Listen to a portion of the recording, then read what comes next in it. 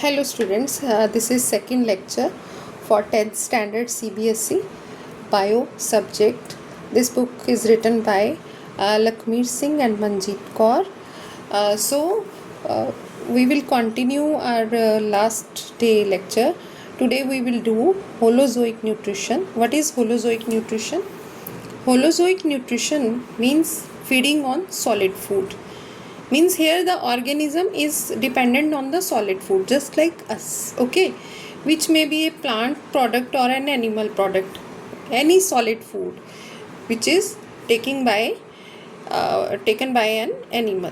So most of the animals just like us, as I have told, including human beings, take the solid food into their body by the process of ingestion. First of all, we will understand in holozoic nutrition. In holozoic nutrition, 3 steps occur. First is ingestion. Ingestion means taking solid food, right? Second step is digestion. Here the food which has been taken is digested, okay, by the digestive system, right? Next is third step is egestion. This digested food is absorbed by the body, by the living organism, and the food, the byproduct which is not digested by the body, is secreted by the body. So this process is called egestion, secretion of waste, you can say. So in holozoic nutrition, 3 steps occur. First is ingestion, second is digestion, third is egestion, okay. What was the ingestion? Ingestion means taking solid food. Digestion means to digest this food. This food which has been taken is digested in the in digestive tract, and then unabsorbed or the waste material is secreted. This process is egestion. So these 3 steps are for the holozoic nutrition. The organism which perform this holozoic nutrition, these 3 steps occur in their body, right? So the most of the animals, including human beings, take the solid food into their body by the process of ingestion, which I have told in first step. The ingested food is then digested, means broken down into simple substances, which are then absorbed into the cells of the body. The food which has been broken down or digested by the body is taken by the cell of the body to take the energy. Why we all eat food? To take the energy, because food gives us the energy for our different metabolic activities, right? Every activity in our body or outside our body need energy. That energy is given by the food which we take, right? And the undigested food and unabsorbed waste material are digested. I have told you. We can now say that holozoic nutrition is that nutrition in which an organism takes the complex organic food material into its body by the process of ingestion. The ingested food is digested and then absorbed into the body cells of the organism. So it is the definition. You can say it is the definition for the holozoic nutrition. You can take the screenshot or you can write it down in your notebooks, right? Then the undigested and unabsorbed part of the food is thrown out of the body of the organism by process of egestion. Okay, these 3 steps occur in the holozoic nutrition. Yesterday we have done saprophytic and parasitic nutrition. For your understanding, I will recall that topic. That saprophytic, they depend on the dead decaying organism or material, and in parasitic the host is live. So the organism is dependent on the living organism. But in holozoic nutrition, these three steps occur, right? The human beings and the most of the animals have holozoic mode of nutrition. In other words, man, cat, dog, deer, tiger, lion, bear, giraffe, frog, fish and amoeba, etc. have all have the holozoic mode of nutrition. So all these are the examples for the holozoic nutrition. You can write it down or note it down, right? So this was the holozoic nutrition. Now next topic in this book is nutrition in plants. How the plants take the food, right? As we know, the plants, they don't have mouth, right? So some different process occur in the plant. This process is photosynthesis, which occur in presence of sunlight and in the presence of green color material in the plants. This green color material is called chlorophyll. And where does this chlorophyll present? It is present in the chloroplast, in the leaves of the cells, right? That's why you see most of the plants have green color leaves. This green color is very important for the formation of food in plants, okay? So plants need sunlight and chlorophyll.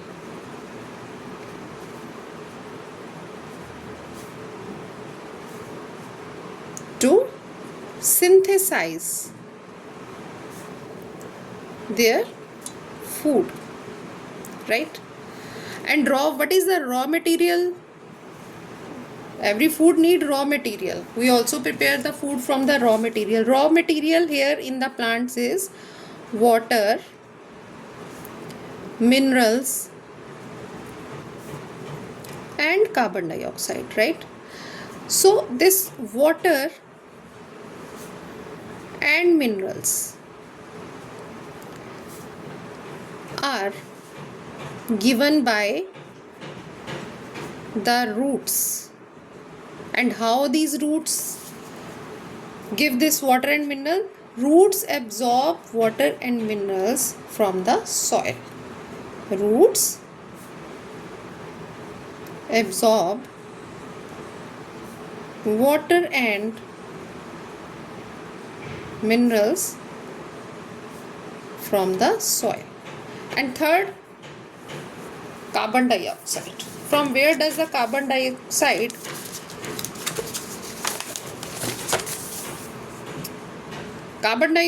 is given by the air, right? Stomata on leaves are present which absorb carbon dioxide from the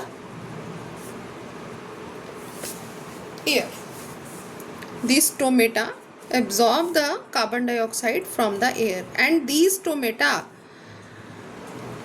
act as the passage for absorbing the carbon dioxide and releasing the oxygen. And in this process, when this carbon dioxide and water they are taking in presence of sunlight and chlorophyll, this glucose will be formed, C6H12O6 plus byproduct oxygen. This oxygen is released by the plants, okay? Carbon dioxide and water, they act as reactants, and products are glucose and oxygen, right? It is carbon dioxide, it is water, and this glucose is, you can say, it is a type of carbohydrate, and Glucose is used by the plant to take the energy for its metabolic activities, and unused is stored in the form of the starch in the leaves. Okay, so this starch formula is C6H10O5, right? It is the formula for the starch, right? So these both are the types of the carbohydrates. So this process is a photosynthesis process. I am not balancing here this equation. In next level we will see the balance, how we balance the equation, right? Here only you can write the equation for the photosynthesis. It is the equation for the photosynthesis, and it is must to write it when you answer your question. This equation is must. If you will not write this equation, the marks will be deducted. Okay, so this process is photosynthesis, which occur in presence of sunlight and chlorophyll, and this green color material is present in the chloroplast, in the leaves. And let us summarize this. Raw material is water, minerals and carbon dioxide. Water and minerals are given by the roots, and how these roots give this? Roots absorb water and mineral from the soil, and carbon dioxide is given by the air through the stomata. Leaves in the stomata on the leaves act as a passage for the passage of carbon dioxide and oxygen, because in this process oxygen will be released. It is you can say it is a byproduct, but it is a byproduct, but it is very essential and very important for our lives. That's why we always say that grow more plants to purify the environment. Don't destroy the forests. Okay, deforestation is not good for our environment. Okay, so this is the balance. This is the balance in the nature, right? Now come to the chapter, right? So nutrition in the plants. Just like other organisms, plants also require food which can supply energy for their various metabolic activities. Though animals can move from one place to another in search of food, but plants just stand still at one place and make their own food, right? Green plants are autotrophic. Already I have discussed in my previous lecture, and synthesize their own food by the process of photosynthesis. Here photo means light, and synthesis means to make a food building up by the light, right? That's why it is photosynthesis, because here the light is playing a very essential role, right? And synthesis is formation of food. The plants use the energy in sunlight to prepare food from carbon dioxide and water in presence of chlorophyll, as already I have told you. Okay, chlorophyll is present in green color bodies called chloroplasts. These are the chloroplasts inside the plant cells. In fact, leaves of the plant are green because they contain green color organelles called chloroplasts. You can get this question, okay, MCQ. In MCQ they can ask you, okay, and you will take the organelle. Which organelle? It is chloroplasts which contain chlorophyll. Keeping these points in mind, we can now define the process of photosynthesis. So now it is the definition. You can take the screenshot or write it down in your notebook. The process by which green plants make their own food like glucose from carbon dioxide and water by using sunlight energy in presence of chlorophyll, right? So this is the process in which green plants make their own food, which was glucose. I already told you this glucose from the carbon dioxide water by using sunlight in presence of chlorophyll, right, is called photosynthesis. Oxygen gas is released during photosynthesis. This process of photosynthesis can be represented as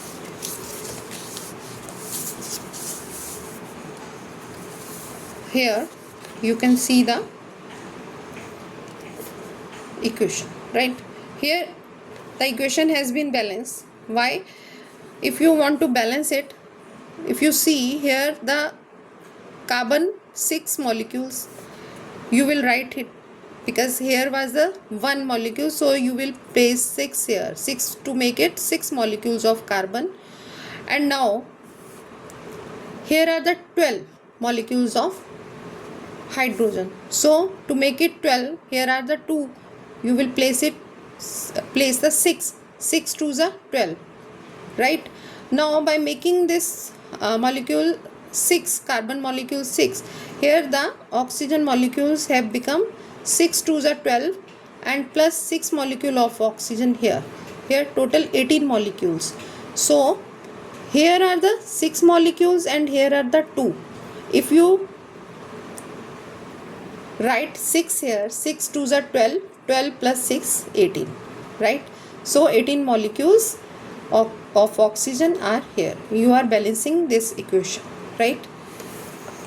In chemistry we will do it, how to balance the equation, right? The process of photosynthesis takes place in green leaves of the plant. In other words, food is made in green leaves of the plants. You can say it is a kitchen. Green leaf is a kitchen, just like in the kitchen in our houses where food is prepared. In leaf also, these green leaves act as a kitchen, right? The green leaves of the plant make the food by combining carbon dioxide and water in presence of sunlight and chlorophyll. This is shown clearly in the picture, right? Here, if you see this carbon dioxide, sunlight, and here glucose has been synthesized. Glucose, the food from where the plants will take energy, and the unused food will be stored as a starch in the leaves, okay? And with this oxygen will be released, right? The carbon dioxide gas required for making food is taken by plant leaves from the air. This carbon dioxide enters the leaf through tiny pores in them are called stomata. Here the tiny pores are there on the leaves, stomata. The structure of stomata is, in my previous lecture I have covered all this stomata. If you want to see it, you can go there, right?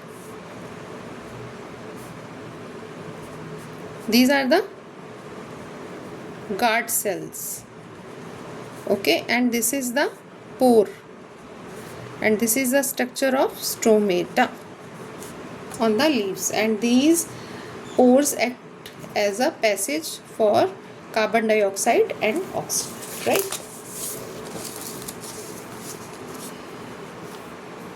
So water required for making food is taken from the soil. This water is transported to leaves from the soil through the roots and stem. The roots absorb the water and send it through the stem to the leaves and whole plant.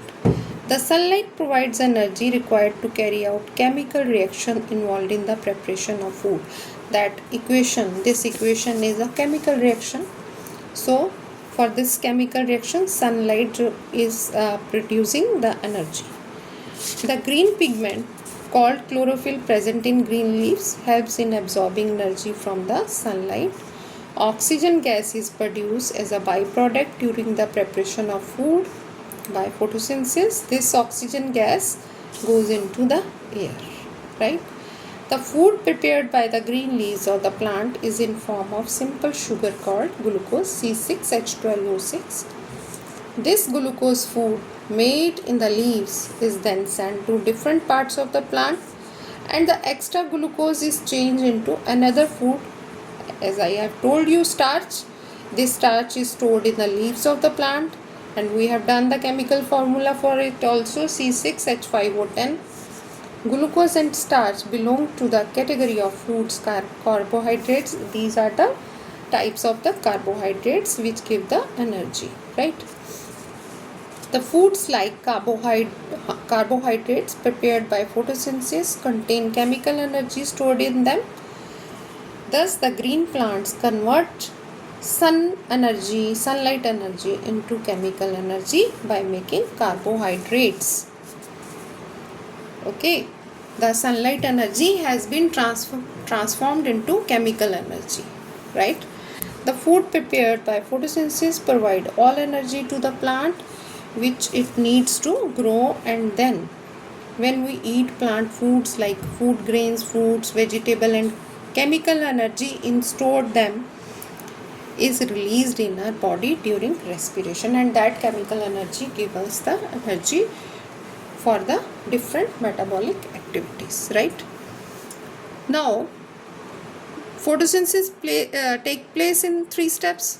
First, absorption of sunlight by chlorophyll, then conversion of light energy into chemical energy, and splitting water and hydrogen and oxygen by the light energy. Here splitting of carbon dioxide and water has been taken place, that's why here the oxygen is released and reduction of carbon dioxide occurs. Okay, now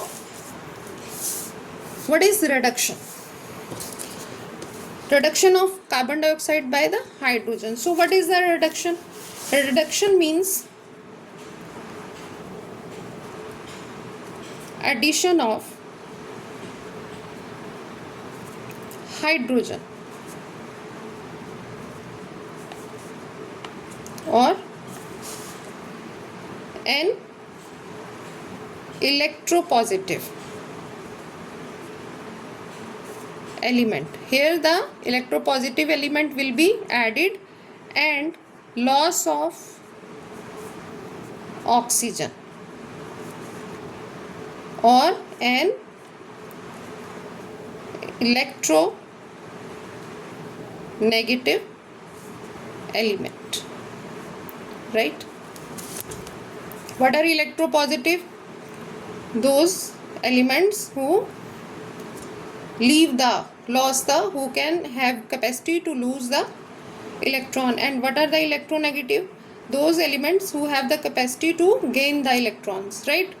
So reduction process is addition of hydrogen, and where the addition of hydrogen is taking place, if you see here, carbon dioxide is losing its oxygen when glucose has been formed. Hydrogen has been added here. Here breakdown of carbon dioxide occurs and hydrogen is adding itself with the carbon.